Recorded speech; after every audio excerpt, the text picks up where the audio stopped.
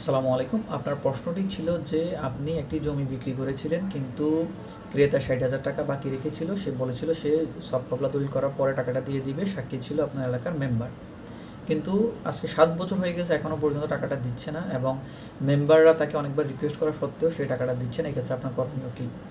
এক্ষেত্রে আপনার করণীয় হচ্ছে ভাই, ওই মেম্বারদেরকে দিয়েই আপনি ওই টাকাটা যেভাবে পারেন সালিসি পরিশোধে তুলে রাখেন। কারণ আপনার কিন্তু যেহেতু কোনো ডকুমেন্টস নাই, সেক্ষেত্রে আপনি চাইলে মামলা টামলা করে টাকাটা তুলতে পারবেন না। যদিও এই মেম্বাররা যদি সাক্ষী দেয় তাহলে কিছু একটা হয়তো আদালত যদি এটা অ্যাকসেপ্ট করে তাহলে হয়তো সেটা হতে পারে। এই জন্য বলে রাখি, সব সময় কাউকে যদি জমি রেজিস্ট্রি করে দিয়ে থাকেন, সেই ক্ষেত্রে যদি কোনো টাকা বকেয়া থাকে অবশ্যই আলাদা একটা স্ট্যাম্প এবং চেক করে নেবেন।